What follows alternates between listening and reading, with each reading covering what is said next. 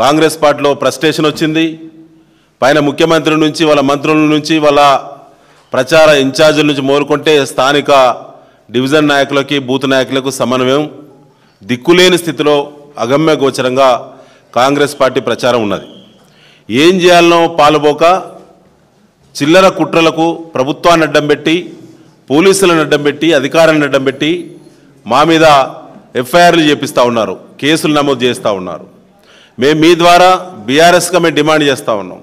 అయ్యా, ఎన్నికల కమిషన్ స్వతంత్రంగా వ్యవహరించాల్సినటువంటి ఎన్నికల కమిషను ఇవాళ ఎవరి తొత్తుగా పనిచేస్తూ ఉన్నది. నిన్న ముఖ్యమంత్రి రేవంత్ రెడ్డి సభతో పాటుగా అనేక కోడ్ ఉల్లంఘనలు చేసింది కాంగ్రెస్ పార్టీ. 26వ తేదీన మా అభ్యర్థిని శ్రీమతి మాగంటి సునీతా గోపీనాథ్ గారి యొక్క ప్రచారము మా దగ్గర 264 బూత్ నుంచి 275 బూత్ వరకు ప్రత్యేకంగా మేము అనుమతి తీసుకున్నాం.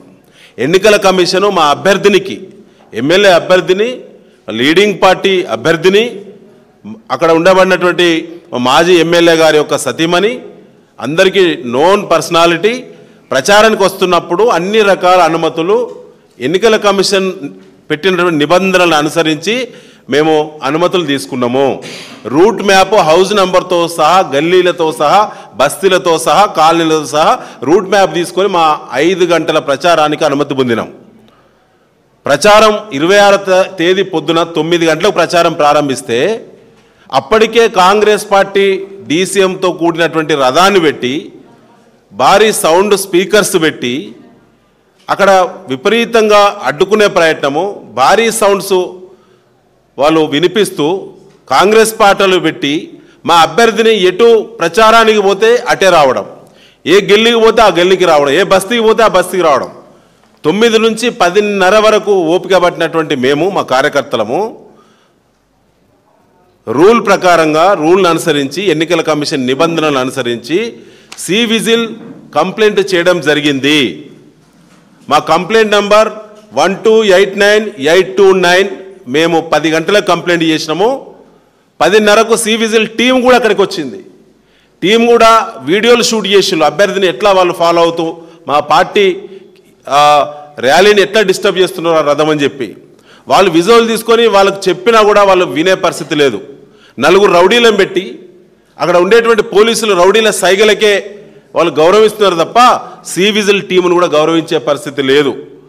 సి విజిల్ వాళ్ళ మీదికి మేము పోయి గొడవ పెట్టినాం. వాస్తవంగా ఏం పద్ధతి, ఎన్నికల కమిషన్ రూల్ ఉంది, మీరు ఎందుకు అరెస్ట్ చేయట్లేదు, ఎందుకు బండి సీజ్ చేయట్లేదు, గత 2 గంటలు అవుతున్నది, ఒక మహిళా అభ్యర్థిని స్వేచ్ఛగా తిరిగే పరిస్థితి లేకుంటే మీరెందుకు, ఎన్నికల కమిషన్ ఎందుకు, ఈ పోలీసు వ్యవస్థ ఎందుకు, ఈ చట్టాలు ఎందుకు అని చెప్పి ప్రశ్నించింది నిజం.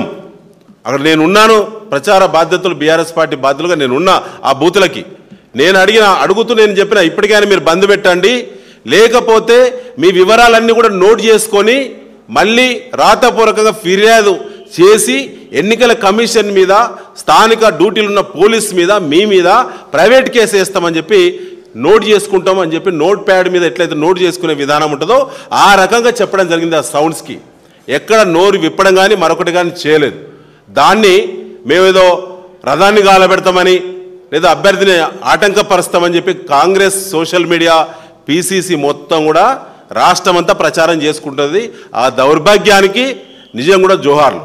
ఎందుకంటే అంత దిగజారేతనం కాంగ్రెస్ పార్టీకి వచ్చిన అధికారంలో ఉంటేనే వాళ్ళ అభ్యర్థి ఓటమిని ఒప్పుకున్నట్టే. క్షేత్రస్థాయిలో ఇంటింటికి పోలేని స్థితిలో కాంగ్రెస్ పార్టీ ఉన్నది. ఏం చెప్పుకోవాలో పాల్గొని స్థితిలో కాంగ్రెస్ పార్టీ ఉన్నది. కేవలం మీడియాను, సోషల్ మీడియాను, పోలీసును, ఎన్నికల కమిషన్ మాత్రమే నమ్ముకొని కాంగ్రెస్ పార్టీ ప్రచారం చేస్తూ ఉన్నది.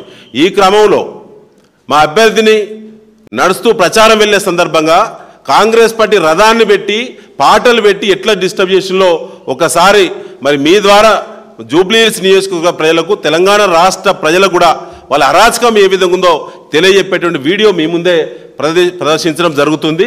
ఒకసారి చూడాలని చెప్పి విజ్ఞప్తి.